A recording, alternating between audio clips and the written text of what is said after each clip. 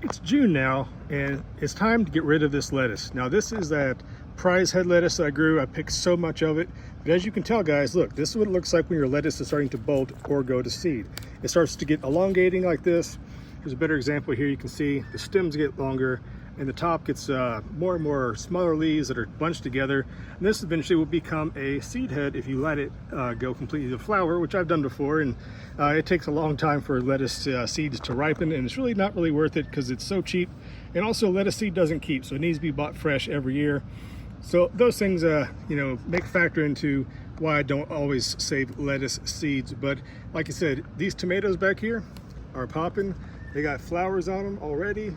Nice little heirlooms tomatoes I'm growing here. But yeah, this lettuce needs to come out. All right, this is very valuable garden space, especially if you have like limited space in your garden or just raised beds. You don't want your lettuce to start bolting like this. It'll get bitter, it'll get nasty. You don't want to eat it.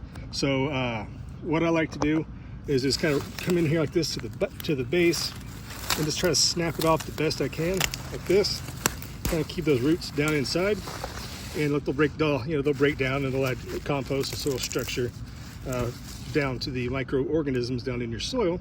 That way, it helps boost fertility, right? So anyways, one other thing I'd tell you to do is do not do this. I know we've all heard about chop and drop and these kind of things. Put your lettuce on the ground like this. It will be a magnet for slugs, okay? They will be absolutely just ravishing this lettuce, and they could possibly damage your tomatoes that you actually want to grow. Okay, so I recommend, again, lettuce, put that into the compost pile. Okay, you can let it compost down and then respread that back into your garden for the fertility, because like I mentioned, I've had this time with some slug damage, and you can just tell down here all these little bugs. There's a little ladybug, but these little pill bugs here, these guys would be attracted to the damp, cool, dark spots as well. So they're going to underneath your rotting down lettuce leaves, and they're going to just multiply and just have a nice little field day at your expense. So once I get this lettuce out of here, I'm all about succession planting, so the show must go on, right guys? Now look here, golden zucchini summer squash. I've grown zucchini 1,000 times, never the golden version, okay? And this right here is one of my favorites. I've not grown it for several years. I keep kicking myself because I always forget to plant it till it's too late. Bush scallop squash, sometimes called patty pan squash. Fantastic. Pick them when they're young. You can roast them whole, kind of hollow them out, make a little edible shell, if you will. Stuff it with ground beef or rice or vegetables or whatever you want to put into it. It's fantastic. A lovely, delicious squash. Now, over here, some little bugs. See that guy? Hanging out with this lettuce. It has to go. All right, you're taking up too much space. It is time for you to be out of my garden and make room for some other stuff. So like I mentioned, the lettuce is a very early season crop. I had picked so much lettuce, it almost basically survived a couple very close calls for the frost, and it just kept producing and producing and producing. But this space right here, all this valuable space, I'm probably gonna put one zucchini plant here, and one will go over here in this empty little spot here where I already pulled some other lettuce that was already growing earlier. Actually, I actually harvested that lettuce. This stuff just got away from me, guys. So busy in the garden. By the time I got back around to it, this stuff was just too far gone to be saved. And I probably should have pulled it out a little while ago, and that's fine. But we all get busy in the garden. And there you go. There's another big example. Check that out. See all those little, where'd they go? All those little insects right there hiding out underneath the lettuce patch right here.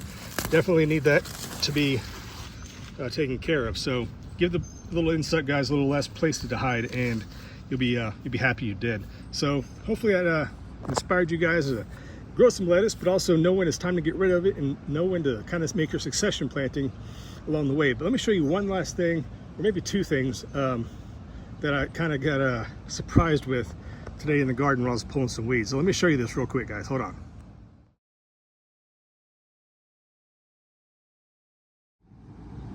So here I was pulling some weeds around my watermelon vine, which is doing its thing, just kind of snaking around the garden. Pulled up a couple little volunteer potato plants that just popped up everywhere, cleared those out of the space, and then I saw this, and for a split second, I almost pulled it, but then I started taking a closer look. Guys, this is, I'm pretty sure, an eggplant. Okay, I did not grow eggplant last year. I don't know how this got here. This had to be either from the compost, but I don't know. I grew eggplant in this section of the garden like several years ago. So maybe, just maybe, a seed kind of overwinter or, you know, survived for a couple years, and for some reason the growing conditions are just right and it decided that this is the year it's going to grow. But I'm definitely gonna let it keep going, see what happens. I'm not really sure. It's got some bug damage here, but maybe giving it a little more space here and a little cleared off, that it'll do a little bit better. But yeah, so there's that. But let me show you the last thing and talk about volunteer plants in your garden, why they can always seem to outcompete things you spent so much time growing from seed on your own. So let me show you this pretty amazing plant right behind me.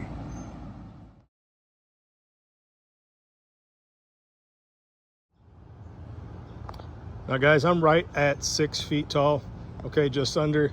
But this plant, these 2-3 sunflower plants, guys, they are towering over me. And the first one just bloomed today. You can kind of see there off to the right.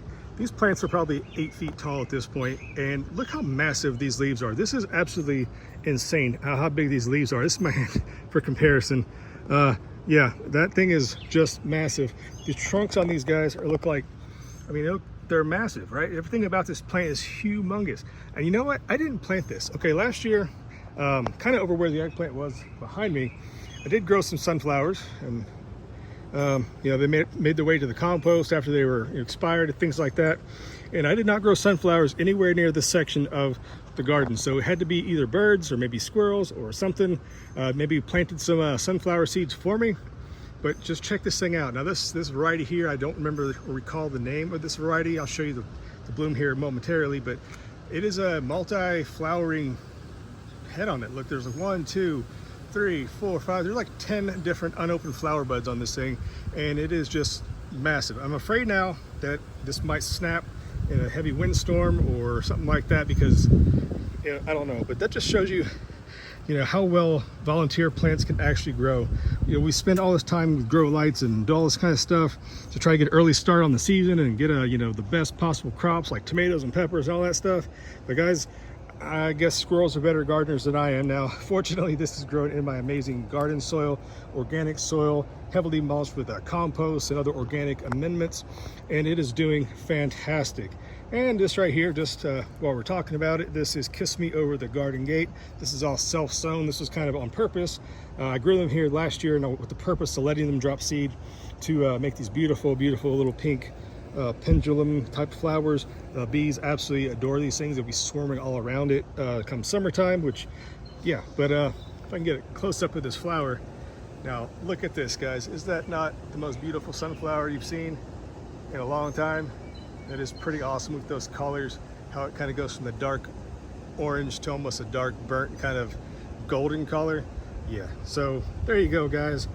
Pull your bolting lettuce out, and maybe you should just hire some squirrels to plant some sunflowers for you, because they'll grow way better than the ones I've tried to grow on purpose. You know, they're not even, they're maybe 2 feet tall, the other side of the garden here, and I planted those inside, did the grow light thing, try to nurse them along, and yeah, these massive sunflowers here just are doing their thing much better than I apparently can. So there you go, guys, little update, and thanks for watching. See you next time.